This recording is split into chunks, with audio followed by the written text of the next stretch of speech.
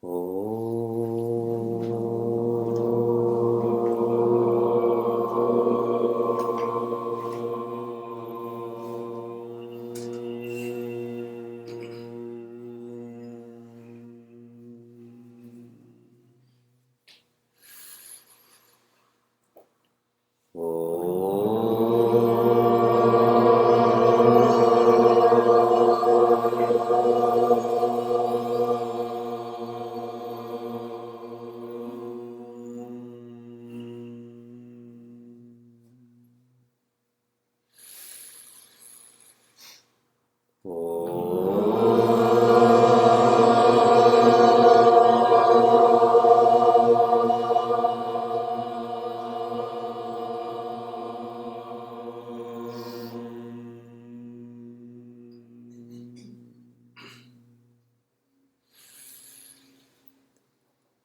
Vakratunda Mahakaya Suryakoti Samaprabha Nirvignam Guru Me Deva Sarvakaryeshu Sarvada Saraswati Namastubhyam Varade Kamarupini Vidyarambham Karishyami Siddhir Bhavatu Me Sada Gurur Brahma Gurur Vishnu Gurur Devo Maheshwaraha Gurudeva Param Brahma Tasmai Shri Gurave Namaha. Hari Om and greetings from Milwaukee. This morning we chanted our full prayers, which we usually don't, because we're going to need more strength and more blessings to be able to defeat Ravana once and for all.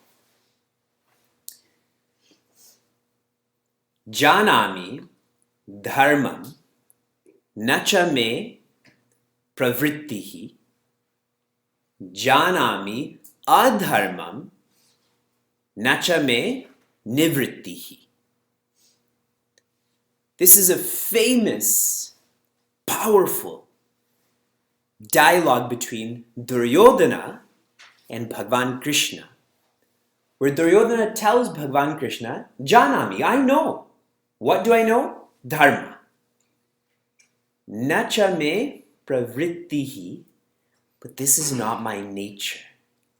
I cannot follow dharma.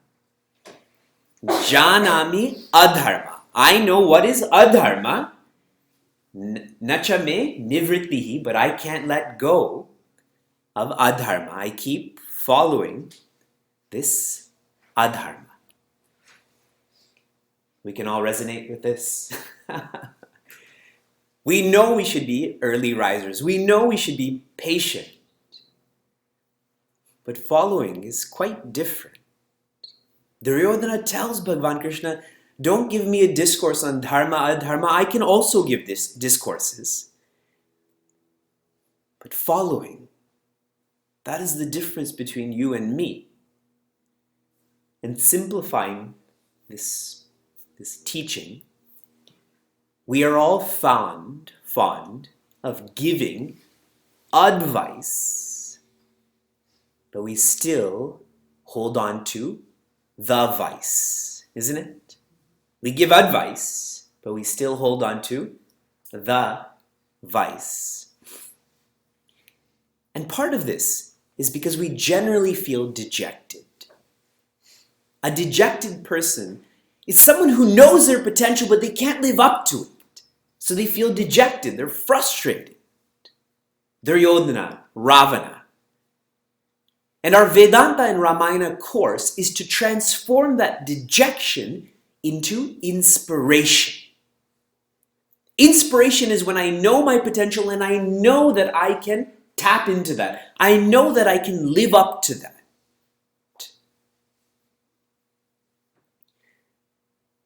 In the previous weeks, we studied how Sri Lakshmana was fatally wounded.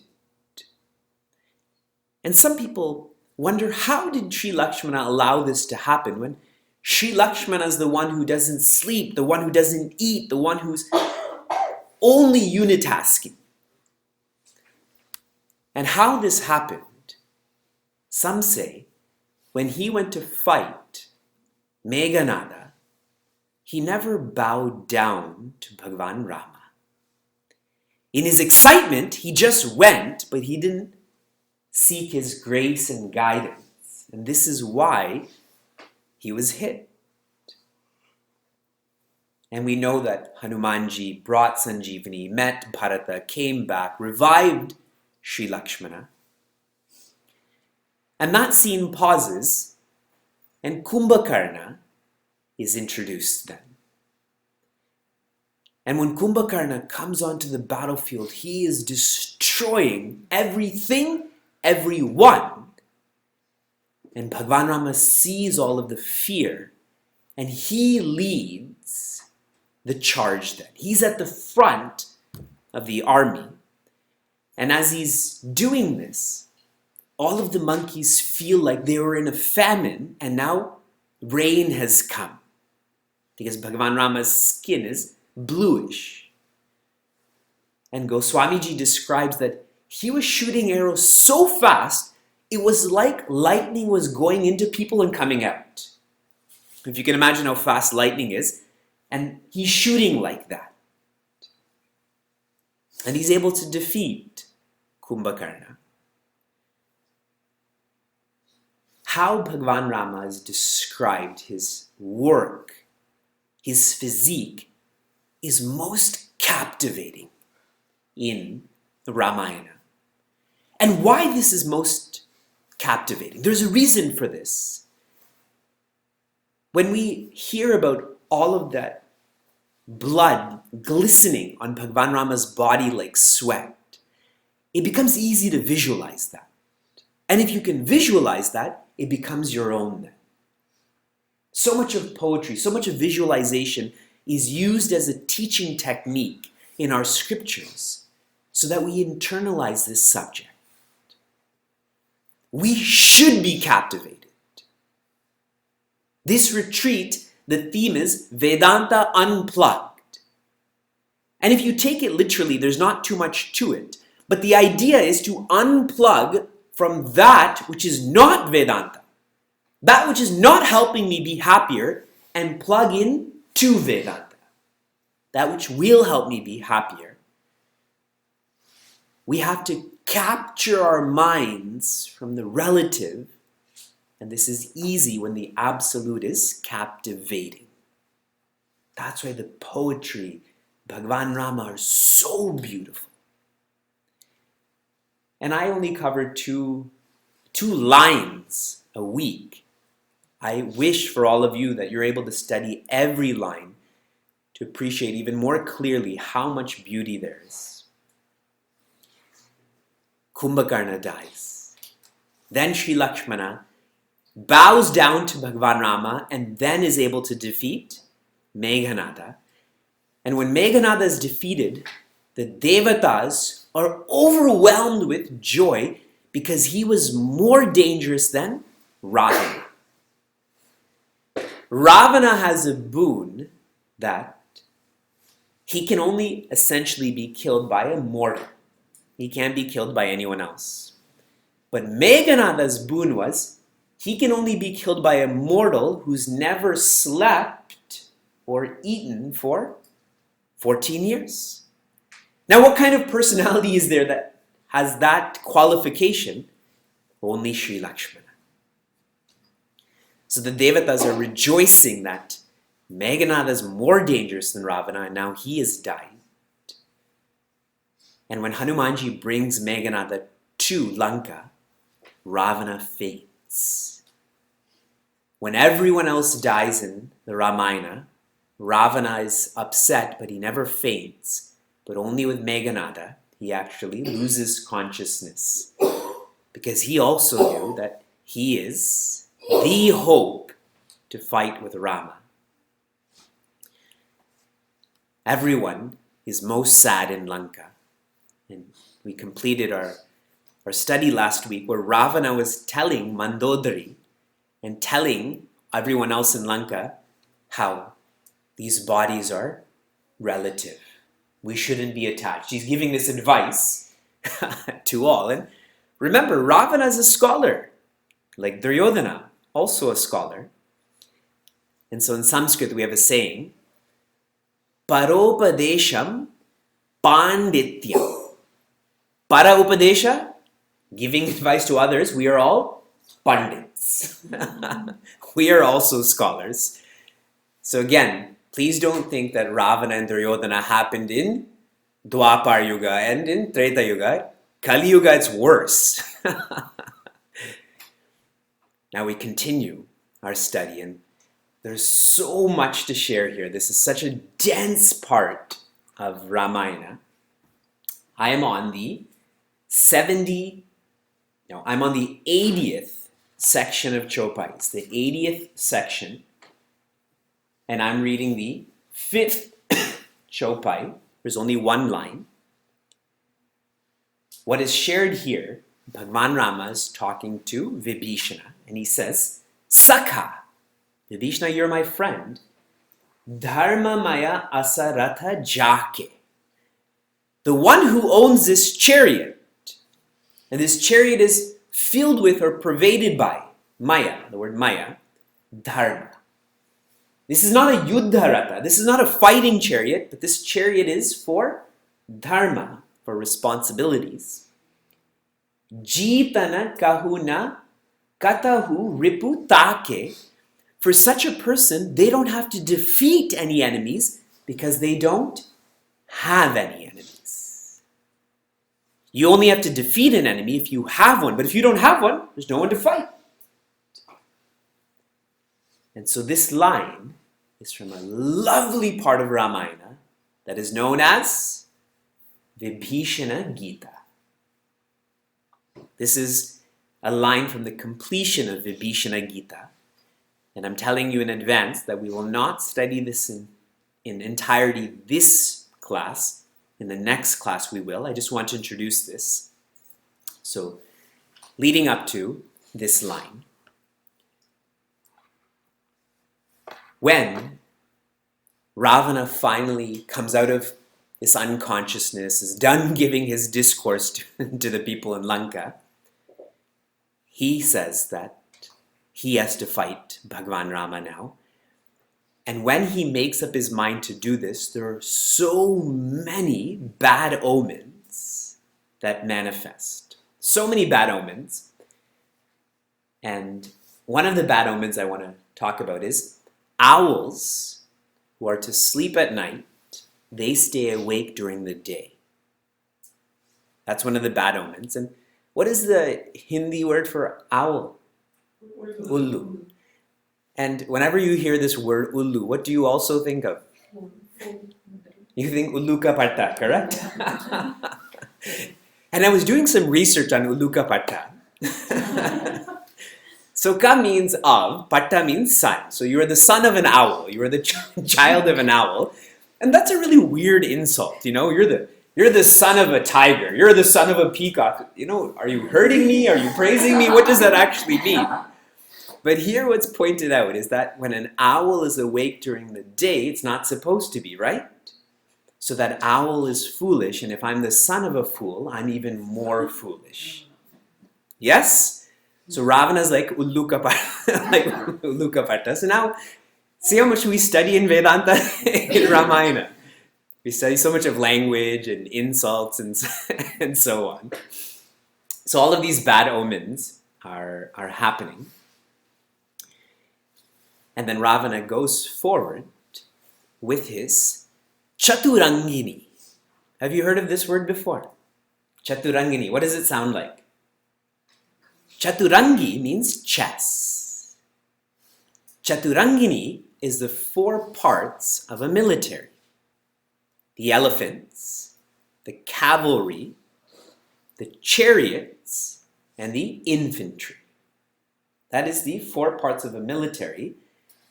Chaturangini originated in Bharat. The military actually created this game where they would envision, if we move all of these around, what will happen? That's where the game of chess has come from. So here this is described a lot about both sides and their Chaturangini, these parts to their army. And you can only fight with your equal in the rules of engagement. So Ravana steps up to fight Bhagwan Rama. Bhagwan Rama steps up to fight Ravana. Ravana comes in this chariot. Ravana comes with full armor. Ravana comes with endless weapons. How does Bhagwan Rama come? On foot. Bhagwan Rama comes with just wearing a lower cloth. No footwear, no upper cloth. And Bhagwan Rama comes with just a bow, an arrow, tied to his cloth. You know, like some Devis tie their keys to their sari. So he has his quiver that's tied to his dhoti. So if you can just visualize the differences between these two. And observing all of this is Vibhishana. And Vibhishana cares for Ravana, loves Bhagwan Rama. And he knows Ravana actually more than Bhagwan Rama. And when they're face to face, Vibhishana runs to Bhagwan Rama and says, "What are you doing? Don't you know this is not Kumbhakarna? This is not Meghanada. This is the Ravana. Do you see his Yuddha Ratha?" And Bhagwan Rama feels so happy that someone cares about him that much. And then he smiles and says, "Do you think wars are fought with Yuddha Rathas? The real war is not outside. The real war is inside." And he goes on to describe the entire chariot as different virtues. Like the first wheel is known as Sauraja. Sauraja means courage. That one of the parts of the armor is independence, Vairagya. And all of this is described.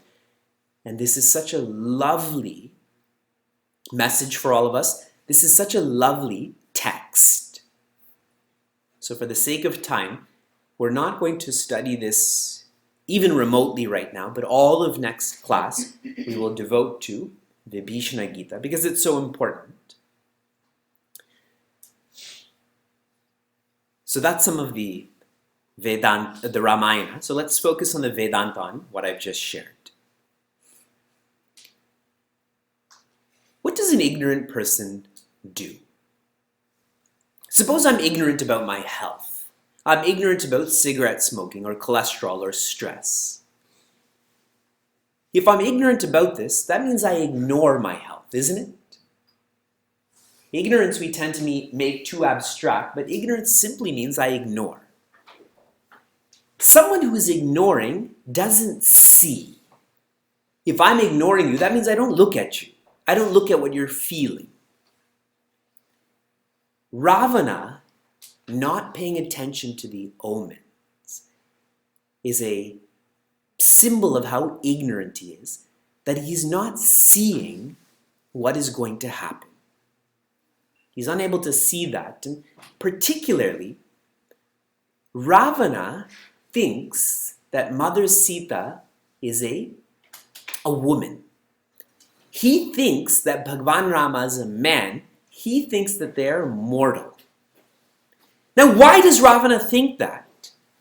Because Ravana is so identified with his own mortality that all he sees is through his personal bias that everyone else is mortal also. And this shows the need for a guru, the need for a wise person in our life who is not ignorant, who is not ignoring, someone who can see what we can't see. Only then do we believe that there's more potential to us than just eating and drinking and so on. True. When all of you got connected to Chinmaya mission, to Puja Swami Chinmayananda, didn't your feeling of what your potential is grow? Before that, we were ignorant about how happy we could be. Now we are less ignorant. There's more to conquer. Now coming to this fight between Ravana and Bhagwan Rama, our vices appear to be quite big, isn't it? If we think about procrastination and overcoming that, it seems too hard. Not being angry, too hard. Not being jealous, too hard. And when something is too hard, we start to feel afraid. And why Vibhishana Gita is such an important text. These vices only appear big. These vices only appear hard to overcome when there's a lack of dharma. When we are not following our responsibilities, then we are not integrating ourselves. So everything is hard then. But when someone is steady and sincere with their responsibilities to the community, to society, so much of their potential is released, things aren't hard then. Things just take time. There's a significant difference between things being hard and things taking time. Right now, we feel things are hard and take time. But for the dharmic person, things are just take time. So Bhagavan Rama explains this is a dharma ratha. And highlighting this integration some more, you don't feel lusty towards yourself, I hope. You're not afraid of yourself, that I know. The more integrated one is, the closer one feels that oneness. The less oneness there is, the more vices and fear there is, the less separation there is, the less vices and fear there is. How do you get to that oneness? Your responsibilities. Please, please, please remember, it is mama dharma. From Bhagavad Gita, it's not tava dharma.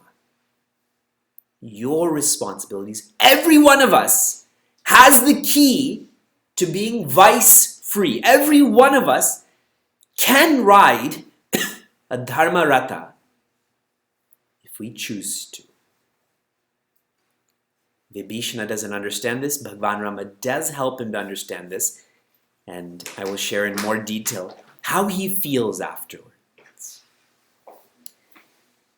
And now, really what we've been waiting for 2.5 years. We're studying Ramayana, naturally for the birth of Bhagavan Rama, but also for fulfilling the purpose of Bhagavan Rama's birth, which is the destruction of Ravana. And I had shared with you earlier that Ravana is the one who's always crying and making others cry. This should be the end of us crying. How do we stop crying? By stopping our criticism. How do we stop criticizing? By stopping our complaining. How do we stop complaining? By being content. That's Rama. Where Rama is, Ravana cannot be. I am on the 103rd section of Chopais. I'm reading the second Chopai, the second line. Garjeu marata ghora rava bhari. That Ravana is dying, and even as he's dying, he's garjeu, he's roaring as he's dying. And what is he saying? Kaha Ramu rana hatau pachari. Where is Rama so I can kill him in battle? What word did he use now? Rama. Until now, in my text, I'm on page 655. 655 pages of Ramayana, and not once has Ravana used the word Rama. And now that he's dying, he says Rama. And what's really fascinating, Meghanada did the same thing. Meghanada never used the word Lakshmana or Rama, but as he was dying, he says, where's Lakshmana? Where's Rama? And that brings a smile to my face, that even the worst, at the worst time, can still be freed. Then I think I'm not the worst. I may be close. And I'm not in the worst time. I'm in a decent time. So I can be free too. We can all be free. Yes. So he says, where is Ravan? So focusing on this son. There are many pages, many chopais that describe this battle. And it is unimaginable how much gore Goswamiji brings out in these chopais. I will share with you just some simple expressions of this battle, of this gore. What the monkeys are doing is they're ripping off the heads of the Rakshasas and throwing it at other Rakshasas. So they're pelting other Rakshasas with Rakshasas. The monkeys are tearing open the cheeks and stomachs of those Rakshasas and putting it around their necks. They're wearing those intestines, etc., trying to feel like Narasimha did. Right? They're monkeys, so they're relating to lions. Like Narasimha tore open Hiranyakashipu, so they felt like they want to feel the same way. That there's so many vultures that are flying away with heads and hands. So all of this is described, and I'm using a huge filter as I'm describing this to you right now. There's lots of gore that's shared here. First, when Ravana and Bhagwan Rama fight, Ravana is defeated, so he goes back to Lanka, comes back again, and Sri Lakshmana fights him. Sri Lakshmana and Ravana are fighting. Ravana is defeated again, and defeated here means not fatally defeated. So he goes back to Lanka and re-strategizes. And his strategy is, I need more power. So how do you get more power? By engaging in yajna. So he starts to perform a yajna to invoke more power. Who also did that? Meghanada, correct? See the closeness between Meghanada and Ravana? And at that time, Vibhishana found out about this. So Vibhishana found out about Ravana's yajna too. So all of the monkeys and bears go there and they destroy that yajna. So Ravana's livid now. He has no choice but to fight Sri Lakshmana Ravana directly. But he's living in Maya Nagari. So what he does is he uses his Maya to create an infinite number of Bhagwan Ramas and Sri Lakshmanas. So in this battlefield, amongst all of the monkeys and bears and demons, there's so many Bhagwan Ramas and Sri Lakshmanas. So what did the monkeys and bears do? They just stopped. They were just looking around. And here this fight is going on, and they've just been paralyzed, thinking that, oh, there's Bhagwan Rama, oh, there's Sri Lakshmana. So this is all happening. And then Bhagwan Rama takes an arrow and he destroys this Maya. And Bhagwan Rama realizes that the monkeys and bears and even Sri Lakshmana cannot fight Ravana. So he starts shooting his arrows. And he starts shooting 10 arrows at the 10 heads of Ravana. And as soon as those 10 heads are cut off, what happens? 10 more grow in. So then he takes 20 arrows and he shoots off all of the arms of Ravana. And as those arms are cut off, what happens? 20 more grow. And Bhagwan Rama shoots again and again and again. And Goswamiji says, the whole sky is filled with heads and arms. Everywhere there's heads, there's arms, there's arrows. And if you've ever seen the Bollywood serial Ramayana, each of those heads is laughing, correct? So the whole sky is filled with laughter, scary laughter, and blood. It's like Halloween. Halloween is happening during this time. And seeing all of this, you know who loses their cool? Vibhishana. Vibhishana, seeing that Bhagwan Rama is getting tired, he takes a mace and starts charging towards Ravana and starts fighting Ravana.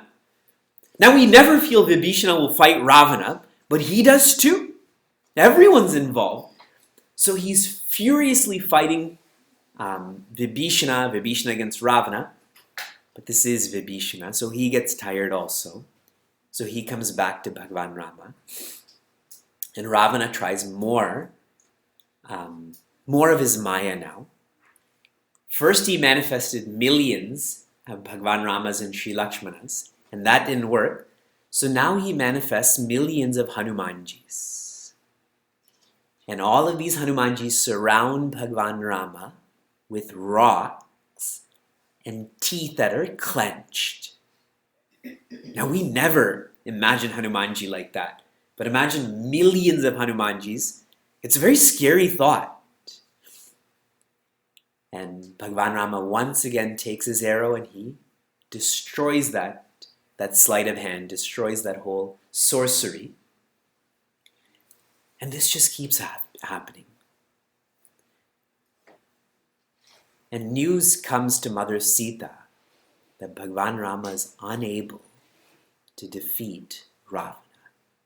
All of those Rakshasis feel very happy that their master is literally unconquerable. And they're talking about this out loud. So Mother Sita, all of that hope she had, she feels so much sadness. And who comes to her then is Trijata. Trijata helped her last time, she comes again. And Mother Sita says, why is this happening? And Trijata says, why Bhagavan Rama is unable to defeat Ravana is because he's not shooting him in the chest. That he can grow endless heads and hands, but he is not shooting him in the chest. So Mother Sita says, why? And Trijata says, because you live there. What a thoughtful description that who lives in Ravana's heart? Mother Sita lives there, no? He wants to marry her. He wants her there. So Bhagavan Rama knows that, which is why he's not shooting Ravana. And inside of your heart is where Bhagavan Rama lives. So if he killed Ravana in the heart, he would be killing himself. Bhagavan knows this, which is why he's not shooting him in the heart. So Mother Sita is so happy to hear, if someone describes you like that. Do people describe you like that? It's so moving just hearing it. And then Trijata says, what your Lord needs to do is bring you from Ravana's heart to his head. And then Bhagavan Rama should shoot Ravana in the heart. So with this strategy, Mother Sita is able to communicate that to Bhagavan Rama. They have that oneness. And what Ravana has done to him is Bhagavan Rama agitates Ravana. Him and the whole team agitate Ravana a lot. So he's not feeling Mother Sita in his heart anymore. He's lost in his own head. That's what happens when one is agitated. And then Bhagavan Rama fits 31 arrows. And 10 of those arrows go to Ravana's head. 20 of those arrows go to Ravana's arms. And the one arrow goes to his navel chest, same area. Because in Ravana's navel is that nectar, is that boon that protects him from dying. And when that arrow hit his navel, all of that nectar, all of that amritam flowed out. And that's when Ravana's body is running and slowly collapses at Bhagavan Rama's feet, where he says, where is Rama, so I can fight him on the battlefield? See, he doesn't have that head anymore, so he can't see that Bhagavan Rama is there. His heads are all over the place. And there, Ravana falls to the ground. Some Vedantic thoughts to all of this. this. Imagine how many demons, Rakshasas, are fighting. And the first indication, we've heard about Kumbhakarna joining Bhagwan Rama. We've heard about Meghanada joining Bhagwan Rama. Goswamiji shares that all of these Rakshasas, and the English words that are used are, lay in eternal sleep. That every one of those Rakshasas was blessed. And I'd shared with you earlier that if these Rakshasas can lay in eternal sleep, why do you think you can? Why do we think we're going to be born again? Especially all of you who are studying Vedanta and Ramayana for 2.5 years, to still think that there's another purpose other than Rama, to still think that you can't be enlightened. These Rakshasas are laying in eternal sleep. Why Vibhishana was able to fight Ravana? Because he wasn't thinking about his body, he was thinking about Bhagwan Rama. He invoked Bhagwan Rama, and that's why he became so strong. That invocation is where you develop a connection with a different source. That's what we pray for. We pray to be closer to our nature. And the closer you are to your nature, you can feel that existence, that awareness, that joy, that life, that knowledge, that happiness. And final thought is, how many times Ravana used Maya and how many times Bhagwan Rama used arrows? That Maya is ignorance. And those arrows are sadhana. The sadhaka uses sadhana to reach the sadhya for all of us. And we all know each other well. We've been studying Vedanta for decades. We've been engaged in sadhana for years. And we feel dejected. We feel we're not growing. But like Bhagwan Rama's quiver has inexhaustible arrows, we too have to be inexhaustible with our trying and retrying. Trying and retrying. That's the only way. I'm saying it again. That is the only way to finally dispel ignorance. Ravana is the icon of ignorance, and Bhagwan Rama is the icon of jnana. And today, jnana has defeated ajnana once and for all. Syavara Ramachandra ki Jai. And we're going to celebrate this again next year and next year and next year. And so I say once and for all, but every year we keep celebrating Vijayadashami. Let us symbolically celebrate Vijayadashami every year. But this is the year, the present to defeat Ravana.